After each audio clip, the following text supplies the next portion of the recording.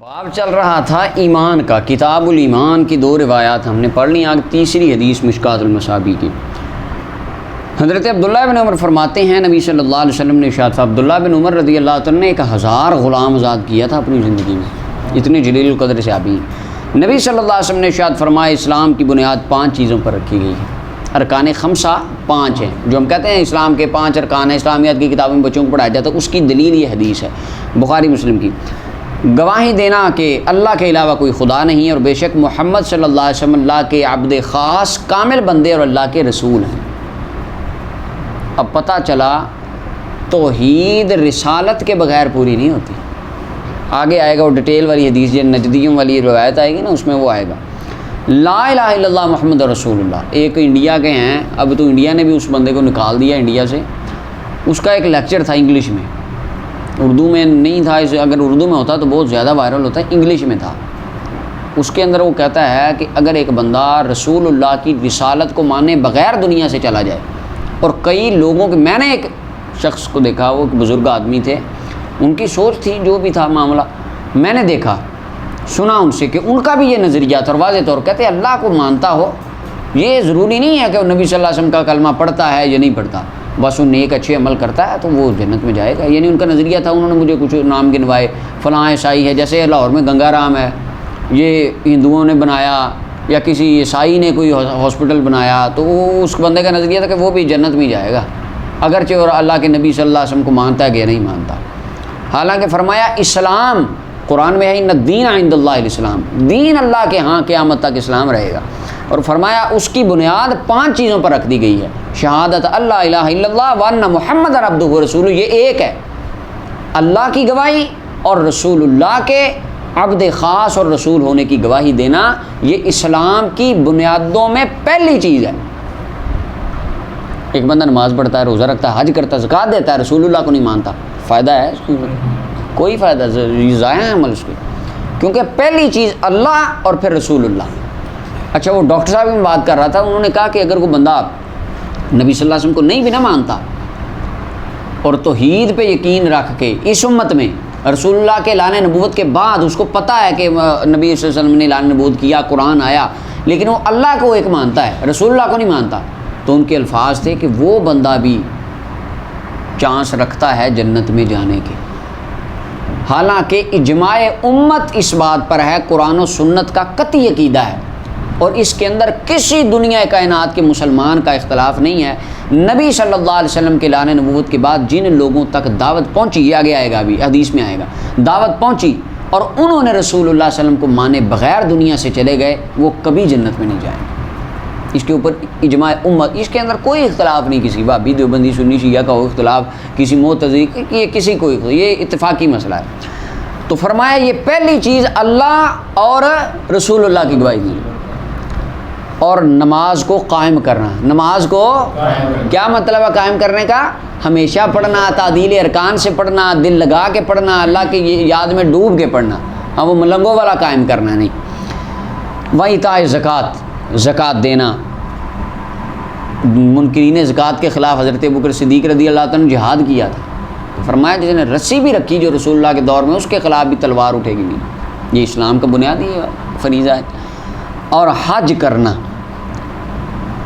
حج اس پر ہے جس کے اللہ تعالیٰ استطاعت عطا فرمائے۔ ایک روایت اس کی شرح کے اندر مولا علی قاری لکھتے ہیں، اگرچہ اس کی سند کے اندر کچھ کلام ہے، کہ نبی علیہ السلام نے ارشاد فرمایا من استطاع الحج، جو بندہ حج کی استطاعت رکھتا ہے اور حج نہیں کرتا، فلیمت ان شاء یہودین و ان شاء نصرانی، تو چاہے وہ یہودی مر جائے یا عیسائی مر جائے، اس کی کوئی ہمیں پرواہ نہیں ہے۔ یعنی حج ہوتے ہوئے، مال ہوتے ہوئے، اللہ تعالیٰ نے استطاعت دی ہے، پیسہ ہے، حج فرض ہے، اور اس کے باوجود بندہ نہیں کرتا حج، تو یہ قیامت کے دن اس کے بارے میں سوال ہوگا، پوچھا جائے گا۔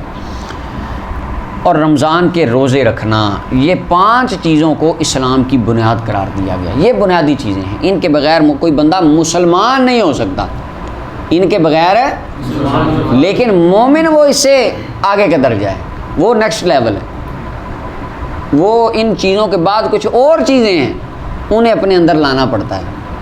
ایک عقیدے کی کچھ چیزیں ہوتی ہیں، وہ نظریات ہوتا ہے، کچھ عقائد، کچھ ایمان کی باتیں، وہ مومن۔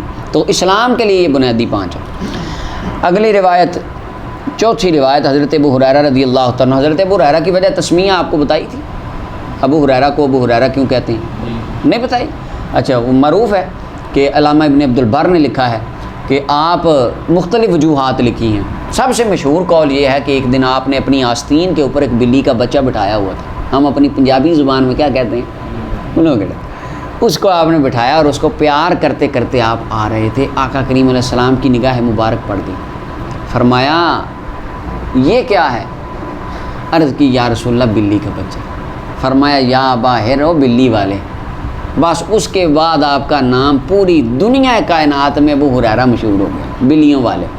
اور معروف ہے کہ آپ بلیوں سے محبت کرتے تھے، وہ آپ نے اسے سہلا رہے تھے اس کے وجود کو۔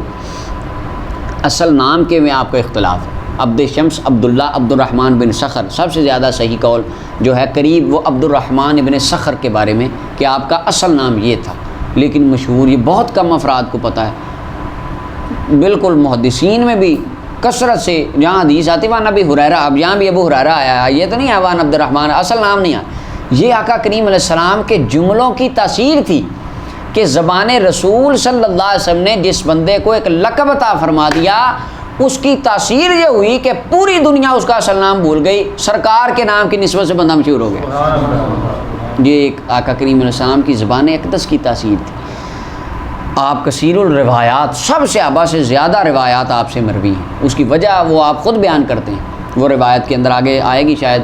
اس کے آپ فرماتے ہیں کہ میرے باقی مہاجرین و انصار صحابہ تجارت کرتے تھے، آتے جاتے تھے، کام کرتے تھے، سارے معاملات دیکھتے تھے، میں بندہ تھا صبح سے لے کے شام تک رسول اللہ کی خدمت میں بیٹھا رہتا تھا، سفر و حضر حضور علیہ السلام کی جلوتوں خلوتوں میں ہر بات میں نے سنی رسول اللہ صلی اللہ علیہ وسلم کی، اس لیے آپ کثیر الروایات ہیں۔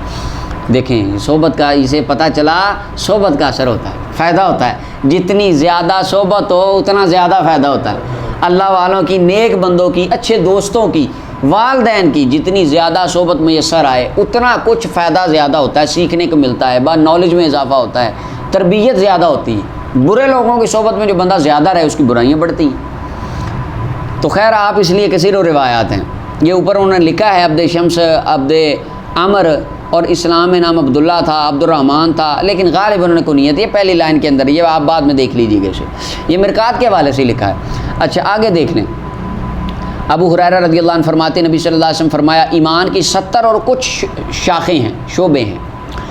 فافضل، اچھا وہ شعبے کیا ہیں؟ یہ مولا علی قاری رحمۃ اللہ لکھے ہے، امام ابن حجر اسقلانی نے فتح الباری میں بھی لکھے ہیں، اور ڈیٹیل ہے لمبی، یعنی اس میں آ جاتا ہے اچھی بات کرنا، جھوٹ نہ بولنا، محبت سے ملنا، غیبت سے بچنا، چغلی سے، یہ ساری یعنی ایٹیکیٹس کی چیزیں ابتدا میں کچھ عقائد کی ہیں، اللہ پر ایمان لانا، نبی علیہ السلام پہ، کتابوں پہ، قیامت پہ، آخرت پہ ایمان پہ، اور اپنا قبر سے اٹھنے پر ایمان لانا، باس بعد الموت، ان چیزوں پہ، اور باقی کچھ ایٹیکیٹس کی ہیں، 70 اور کچھ ہیں، 73 شمار کی ہیں بعض نے۔ فَأَفْضَلُهَا قَوْلُ لَا إِلَٰهَ إِلَّا اللَّهُ، ان میں سے سب سے افضل ہے لا الہ الا اللہ کا قول، لا الہ الا اللہ کا قول، یہ افضل ہے۔ اچھا یہ افضل کس اعتبار سے؟ ایک تو اس کا یہ معنی کہ لا الہ الا اللہ اسلام لانا سب سے افضل ہے، لیکن جس کانٹیکسٹ میں یہ حدیث ہے اس کا مطلب یہ ہے کہ سب سے افضل کام وہ ذکر اللہ ہے، لا الہ افضل، جیسے مولا علی قاری فرماتے ہیں افضل ذکری لا الہ۔ ہماری مسجدوں میں کہیں میں دیکھا ہے نماز کے بعد سلام پھرتا تو ایسے ہی وہ بابے بزرگ بندے شروع کرتے ہیں افضل ذکری، بعد میں لا الہ الا اللہ شروع کرتے ہیں۔ اچھا تو فرمایا یہ افضل ہے سب سے، یعنی لا الہ الا اللہ کی گواہی دینا، کہنا، یہ سب سے افضل ہے۔ وَأَدْنَاهَا إِمَاطَةُ الْأَذَىٰ، اور سب سے ادنا یعنی ان میں سے کم درجہ، ثواب اس پہ بھی ہے، لا الہ الا اللہ پہ تو اعلیٰ ثواب ہے نا، فرمایا ثواب اس پہ بھی ہے، کیا؟ اماطۃ الاذی عن الطریق، رستے سے اذیت والی چیز کو ہٹانا، پتھر کو ہٹا دینا، کانٹے کو ہٹا دینا، کوئی کیل سڑک پہ پڑا ہے اٹھا کے سائڈ پہ کر دینا کہ کسی کے ٹائر میں نہ لگ جائے، ٹھیک ہے جی، کوئی اس طرح گلی کے اندر کوئی کھڈا بن گیا ہے اس کو جا کے پر کر دینا کہ یہاں پر کسی گزرنے والے کو تکلیف نہ ہو، یہ چیزیں ہیں، ان سب کے اوپر ثواب ہے۔ اور روایات میں فضائل کی باتوں میں روایات میں یہ بھی آتا ہے کہ ایک بندہ تھا، وہ جا رہا تھا، اس نے دیکھا کہ آگے ایک درخت تھا، اس کی کچھ شاخیں تھیں درخت، وہ گزرنے والوں کے منہ پہ بجتا تھا اور گزرنے والوں کو تکلیف ہوتی تھی، اور وہ گیا، اس نے جا کے اس کو کاٹ دیا ان شاخوں کو، تاکہ گزرنے والے اللہ کے بندوں کو تکلیف نہ ہو۔ اللہ تعالیٰ نے اس عمل کی وجہ سے اسے جنت عطا فرما دی، یعنی خلق خدا کے خیال رکھنے میں صرف اس کام کی وجہ سے اس پر اتنی رحمت کر دی گئی، حالانکہ اس کو ادنا فرمایا گیا ہے۔ اب آپ دیکھ لیں اللہ کی جو رحمت ہے نا وہ بندے بخشنے کے بہانے تلاش کرتی ہے، یقین مانے ایسے ہی ہے۔ اب دیکھ لیں وہ بنی اسرائیل، صحیح مسلم کی روایت، بنی اسرائیل میں عورت فاحشہ عورت تھی جس کا کردار بھی اچھا نہیں تھا، وہ کتے کو پانی پلا رہی ہے، اللہ تعالیٰ اس کی وجہ سے اسے جنت عطا فرما رہا ہے۔ اب یہ درخت کاٹ رہا ہے، اللہ تعالیٰ اس کو جنت عطا فرما رہا ہے۔ یعنی جس چیز کو ادنا کہا گیا اگر کوئی نیت سے وہ کر رہا ہے تو اس کو جنت مل رہی ہے، تو جو رسول اللہ کی محبت میں اعلیٰ عمل کرتے ہیں ان کا کیا پھر قیامت کے دن اللہ تعالیٰ ان پہ کتنی رحمتیں فرمائیں، مہربانی فرمائیں۔ اور فرمایا نا آئندہ ظن بھی عبدی، میں اپنے بندے کے گمان کے پاس ہوتا ہوں، خیال تو اچھا رکھ میرے بارے میں کہ اللہ وہ چنگیاں کرے گا، یہ خیال تو ہو نا۔ اللہ اکبر۔ فرمایا یہ ہٹانا یہ ادنا ہے، درجہ ہے۔ اور آگے فرمایا والحیاء شعبۃ من الایمان، حیا بھی ایمان کا حصہ ہے، حیا بھی ایمان کا حصہ ہے، حیا ایمانی یہ بھی ایمان کا حصہ ہے۔ کیا اس کا مطلب ہے؟ صوفیاء فرماتے ہیں حیا کیا ہے؟ صوفیاء فرماتے ہیں حیا یہ ہے حقیقت الحیا، ان مولاک لا یراک حیث نہاک، کہ تیرا مولا تجھے وہاں نہ دیکھے جہاں سے اس نے تجھے منع کیا، یہ اللہ سے حقیقی حیا ہے۔ حیا صرف اپنا ہی نہیں ہے، یہ نہیں ہے مجھے شرم آتی ہے، ماسک لگا لیں آپ، بس کپڑا رکھ لیں مجھے شرم آتی ہے، جو ہو بڑی شرم آتی ہے، کیا یا باہر جائیں مجھے شرم آتی ہے، دکان پہ جائیں مجھے شرم آتی ہے، یہ کوئی حیا نہیں۔ حیا ایمانی مراد ہے، غیرت ایمانی مراد ہے۔ کس سے؟ گھر میں، باہر، بازار میں، دارالعلوم میں، اللہ سے حیا، رسول اللہ سے حیا، ٹھیک ہے، اپنے بڑوں سے حیا، یہ ساری اس کے اندر آ جاتی ہیں۔ اللہ سے حیا کیا ہے؟ فرمایا اللہ تجھے وہاں نہ دیکھے جہاں سے تجھے منع کیا، گناہ نہیں کرنا کیوں؟ اللہ سے حیا آتی، برا کام نہیں کرنا کیوں؟ رسول اللہ نے منع فرمایا، ٹھیک ہے، یہ کام نہیں کرنا والد نے منع کیا، حیا، یہ حیا ہے۔ اب آپ اس کے الٹ خود ہی دیکھ لیں، بے حیائی پھر کیا ہوگی؟ بے شرمی، کہتے ہیں بندہ ہی بے حیا ہے۔ اصل میں بندہ یہ لفظ کا اطلاق ہے بندہ ہی بے حیا، یہ اصل میں اس کا سب سے پہلے اس کا اطلاق کس پہ ہوگا؟ جو اللہ کا بے حیا ہے، جو اللہ کے احکام کی نافرمانی ہے، اور پھر رسول اللہ کے احکامات کو، پھر بعد میں باقی ساری تو دنیا بعد میں، پہلے تو اللہ رسول ہے۔ اچھا، اور ایک روایت کے اندر آتا ہے نبی علیہ السلام نے فرمایا استحیوا من اللہ حق الحیا، فرمایا حیا کرو اللہ سے جیسے حیا کرنے کا حق ہے۔ صحابہ عرض کرتے ہیں یا رسول اللہ ہم ایسے ہی حیا کرتے ہیں جیسے اللہ سے حیا کرنے کا حق ہے۔ نبی علیہ السلام نے فرمایا نہیں، حیا اللہ سے کرنے کا حق یہ ہے کہ تو اپنے بندہ سر کی حفاظت کرے، سر کی، سمجھ آئی؟ کسی کے بارے میں برا نہ سوچے، پیٹ کی حفاظت کرے، لقمہ حرام نہ جائے، آنکھ کی حفاظت کرے، یعنی یہ ساری چیزیں مفہوم یہ تھا بتانے کا۔ اور فرمایا کہ موت کو یاد کرے، آخرت کو میں اللہ تعالیٰ سے ملنے کی امید رکھے، یہ ساری چیزیں اس طرح کی آپ نے بیان فرمائیں۔ اور فرمایا جو بندہ یہ کرتا ہے آخرت کو دنیا پر ترجیح دیتا ہے وہ اللہ سے ایسے حیا کرتا ہے جیسے حیا کرنے کا حق ہے۔ یعنی اس حدیث پاک کا مقصد یہ ہے، حیا کیا ہے؟ اللہ تعالیٰ کی ذات سے حیا یہ ہے کہ بندہ نافرمانی اللہ کی سے بچے اور اللہ کے احکامات پہ عمل کرے، یہ حیا کا اصل مطلب ہے۔ چلیے اگلی روایت ہے عبداللہ ابن عمر رضی اللہ عنہ فرماتے ہیں نبی صلی اللہ علیہ وسلم فرمایا مسلمان وہ ہے من سلم المسلمون، جس بندے سے من لسانہ و یدہ، جس کی زبان اور ہاتھ سے دوسرے مسلمان بچے رہیں، محفوظ رہیں، زبان سے چغلی کھولی نہ کرے، کسی کی غیبت نہ کرے، کسی کے خلاف باتیں نہ کرے، کسی کو گالیاں نہ دے، کسی کو برا نہ کہے، یہ زبان ہے۔ اور ہاتھ سے قتل نہ کرے کسی کو، کسی پر ظلم نہ کرے، ہاتھ نہ اٹھائے، چوری نہ کرے کسی کی، مسلمان کی ہیں، یہ بھی تو ہے نا حق۔ تو فرمایا یہ ہے مسلمان جس سے امن میں آ جائیں۔ آج ہم دیکھیں کہ ہماری زبانوں سے کتنا کہ لوگ امن میں، آج ہم ایک دوسرے کو کفر اسلام کے سرٹیفکیٹ بانٹتے ہیں، چھوٹے چھوٹے اختلاف ہو جاتے ہیں آپس میں بندوں کے، اہل علم کے، تو وہ کہتے ہیں تو یہ تو وہ ایسا۔ اور صرف ان میں نہیں ہے، آپ ہر جگہ پہ دیکھ لیں، سیاستدانوں کے اختلاف دیکھ لیں، ان کی زبانیں سن لیں آپ ایک دوسرے کے خلاف، کیا کیا وہ بول رہے ہوتے ہیں۔ اسی طرح باقی اہل ہر جگہ کے طبقہ آئے دنیا کے افراد اس طرح ایک دوسرے سے اختلاف ہو جائے، وہ زبانیں ہیں. وہ کئی ویڈیوز ہیں کہ سیاستدانوں کے کچھ ایسے شارٹ کلپس انہوں نے جو ٹی وی پہ نہیں چلائے گئے، کیمرے میں ریکارڈ ہو گئے، وہ زبانیں استعمال کر رہے ہیں. اسی طرح آپ دیکھ لیں ہر جگہ پہ معاملات اس طرح ہیں. تو اس پہ بھی ہمیں غور کرنا چاہیے. فرمایا کامل مسلمان وہ ہے مسلمان جس کے ہاتھ اور زبان سے بچے رہیں. والمہاجر من حجر ما نہى اللہ عنہ، اور کامل اصل مہاجر وہ ہے جو ان چیزوں کو چھوڑ دے جن سے اللہ نے منع فرمایا. کیونکہ سرکار جانتے تھے بعد میں آنے والے زمانے میں ہجرتیں وہ والی نہیں ہونی. اب ہجرت تو نہیں ہے نا، تو اب وہ یہ بات ہم پیچھے بھی کر چکے ہیں نیت کے بیان میں. مہاجر اصل وہ ہے جو اللہ کے رسول کی نافرمانیوں کو چھوڑ کے چلا جائے، اللہ اس کو بھی ہجرت کا ثواب عطا فرماتا ہے، وہ بھی مہاجر ہے ایک طرح کا. اور مسلم کی روایت ہے کہ ایک بندے نے سوال کیا نبی صلی اللہ علیہ وسلم سے کون سے مسلمان بہتر ہیں؟ فرمایا من سلم المسلمون من لسانہ و یدہ، ہاتھ اور زبان سے جس کے مسلمان محفوظ رہیں وہ بہتر ہے. حضرت انس فرماتے ہیں نبی صلی اللہ علیہ وسلم نے ارشاد فرمایا لا یؤمن احدکم، کوئی بندہ تم میں سے مومن نہیں ہو سکتا حتیٰ اکون احب الیہ، حتیٰ کہ میں اس کی زیادہ محبوب ہو جاؤں اس کے والد، اولاد اور تمام لوگوں سے. دنیا کائنات کے ہر انسان سے بڑھ کر جب تک میں مصطفیٰ سے پیار نہ کرے اس کا ایمان کامل نہیں ہو سکتا. یہ واضح طور پر رسول اللہ صلی اللہ علیہ وسلم فرمایا. اچھا اب یہاں پر جو فرمایا لا محبت نہ کرے، وہ اس کا ایمان ہے نہیں ہے تب تک جب تک محبت نہ کرے.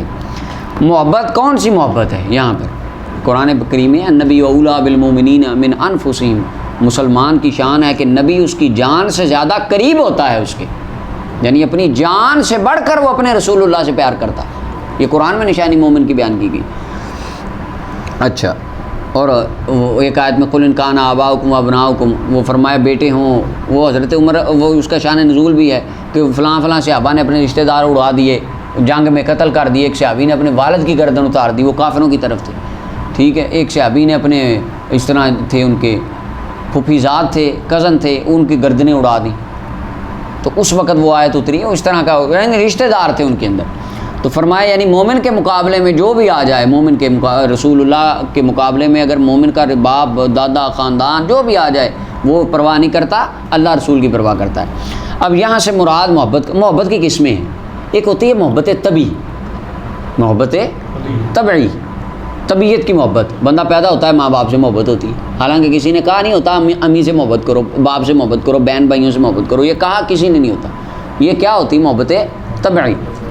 ایک ہوتی ہے محبت عقلی، سوچ کے محبت ہے، یہ بھی ایک محبت ہے. دوستوں سے جو ہماری محبت ہوتی ہے عقلی ہوتی ہے. دیکھتے ہیں کہ بندہ ٹھیک ہے، حساب لگاتے ہیں اس کا، یہ بندہ کیسا ہے، اگر تو ٹھیک ہے پھر اسے محبت ہو جاتی ہے. اگر بندہ ہی 2 نمبر ہے ہمیں محبت تو نہیں ہوتی، دوستی بھی ٹوٹ جاتی ہے. یہ عقلی ہے.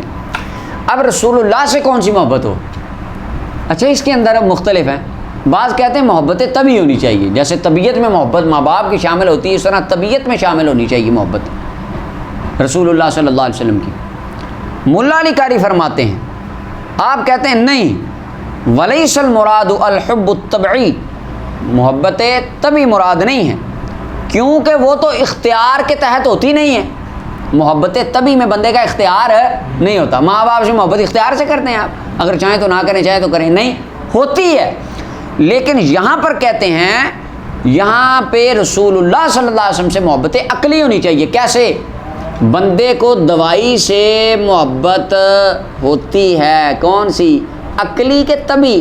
عقلی اس کو پتہ ہے دوائی اگرچہ طبیعت کو اچھی نہیں لگ رہی ہوتی، اور کس کا دل کرتا ہے کڑوی دوائیاں کھانے کے. بیچارے یہ جو ہوتے ہیں ٹائیفائڈ کے مریض، وہ کھاتے ہیں دوائیاں، وہ اللہ معاف کرے بڑے معاملات ہوتے.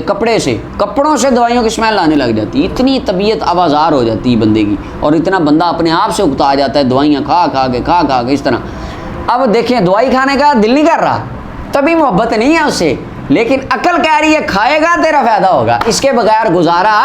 ملا علی قاری فرماتے ہیں تیری طبیعت اچھی نہ ہو، طبیعت کہے نماز نہ پڑھ، طبیعت تو کہتی ہے فجر ٹائم سویا رہے، طبیعت تو نہیں کہتی تہجد پڑھ، طبیعت تو یہ بھی کہتی ہے چھڈ پرے مسجد جا کے کی کرنا ہے کہ نہیں. لیکن ملا علی قاری فرماتے ہیں عقل ان ساری طبیعتوں کو ذبح کر کے رسول اللہ کے فرمان کے پیچھے جانی چاہیے تھی. یہ محبت ہے.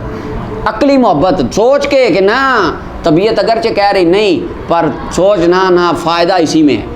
دوائی بندہ کھاتا ہے، پتہ ہے طبیعت کو اچھی نہیں لگ رہی لیکن پتہ ہے فائدہ اسی میں ہے۔ مومن کو بھی پتہ ہے اگرچہ طبیعت نہیں کرتی نیک کام کرنے کی لیکن ہمارے آقا نے فرما دیا ہے فائدہ اسی میں ہی ہے، لہٰذا یہی کام کرنے، لہٰذا یہ محبت ہونی چاہیے نبی صلی اللہ علیہ وسلم سے۔ اور بھی ڈیٹیل کافی اس کی حضرت مولا علی قاری نے بیان کی ہے۔ یہاں پہ امام قرطبی رحمۃ اللہ علیہ کی ایک بات، امام قرطبی فرماتے ہیں ہر بندہ وَكُلُّ مَنْ صَحَّ ایمان، ہر بندہ جس کا ایمان صحیح ہے نبی صلی اللہ علیہ وسلم پر، جو کلمہ پڑھتا ہے یعنی اس کا عقیدہ اچھا ہے، اس کے بارے میں کہتے ہیں لا یخلو عن وجدان شیء من تلک المحبہ، اس کا دل محبت مصطفیٰ سے خالی نہیں ہوتا۔ آگے قرطبی کہتے ہیں اگرچہ وہ بندہ وَإِنِ اسْتَغْرَقَ بِالشَّهَوَاتِ، اگرچہ وہ بندہ شہوتوں میں غرق ہوا ہو، اگرچہ نماز میں ڈنڈی مارتا ہو، اگرچہ 2 نمبریاں کرتا ہو، اگرچہ وہ گناہ گار ہو لیکن اس کے دل کے کونے میں محبت مصطفیٰ ضرور ہوتی ہے۔ اور اگرچہ وہ بے وقوف ہے، نماز نہیں پڑھتا، بے وقوف ہے، گناہ نہیں کرتا، کام عقلی ہے نا، یہ کام کر رہا ہے لیکن اس کے دل میں رسول اللہ کی محبت ہوتی ہے۔ اور ملا آگے امام قرطبی کہتے ہیں اکثر اوقات تو یہ بھی ہم نے دیکھا ہے اذا ذکر صلی اللہ علیہ وسلم، جب مصطفیٰ کریم صلی اللہ علیہ وسلم کا ذکر چھیڑا جائے اشتاق الی رؤیتہ، وہ جو نمازیں بھی پوری نہیں پڑھتا، وہ بندہ جس کے عمل بھی بس ایسے ہی ہیں، بس یعنی ٹھیک ہے، بس پورا قصورا کو نیک عمل، داڑھی بھی نہیں اس نے رکھی، اس کا بھی دل کرتا ہے میں نبی پاک کی زیارت کروں، اس کا بھی دل کرتا ہے میں مدینے جاؤں، اس کا بھی دل کرتا ہے جہاں حضور بیٹھے ہیں میں اس جگہ کو چوموں۔ یہ امام قرطبی فرماتے ہیں، کہتے ہیں اس کا بھی دل کرتا ہے۔ اور اگر اس کو بھی کہا جائے کلین شیو والے کو جو پینٹ شرٹ پہنتا ہے، داڑھی نہیں اس نے رکھی، پگڑی اس نے نہیں باندھی اور نمازیں بھی پوری کوئی نہیں پڑھتا، بہت زیادہ تسبیحاں بھی وہ کوئی نہیں کرتا، کلمہ پڑھتا ہے، حضور سے محبت کرتا ہے، اگر اس کو بھی کوئی ایسا موقع آ جائے، اس کو کہا جائے اور اس کے زندگی میں کوئی ایسا حادثہ بن جائے، وہ اپنے بیوی بچے ماں باپ آل اولاد کل قرب چیزیں حضور کے قدموں سے قربان کر دینے کو تیار ہو جاتا ہے۔ امام قرطبی فرماتے ہیں بندہ جتنا بھی گناہ گار ہو، اللہ کی قسم قیامت کے دن اس کو اس محبت مصطفیٰ کا فائدہ رسول اللہ عطا فرمائیں گے، اس کو اس کا بھی فائدہ ہوگا۔ یہ محبت ہے، یہ تو نہیں ہے محبت صرف داڑھی والا ہی، ہاں کامل محبت اس کی ہے، اکمل محبت اس کی ہے کہ اپنے آپ کو رسول اللہ کی احکامات میں ڈھال رہا ہے، یہ تو محبت کا ایک بڑا عظیم درجہ ہے۔ لیکن جو ذرا گناہ گار ہیں ان کے لیے یہ تو نہیں بالکل ہی جاؤ جہنم میں، یہ نہیں ہے ان کے لیے، ہاں ان کو کہا جائے، رغبت دی جائے، اس طرف لایا جائے، ان کو اس کو نفع ملے گا۔ اور آگے امام مولا علی قاری فرماتے ہیں اس محبت کا سب سے اعلیٰ ترین درجہ اللہ نے رسول اللہ کے صحابہ کو عطا فرمایا، ان جیسی محبت کائنات میں رسول اللہ سے کسی نے کی نہیں۔ تو لہٰذا جو بھی ہو محبت رسول صلی اللہ علیہ وسلم کے بغیر ایمان بندے کا کامل نہیں ہے، یہ لازمی۔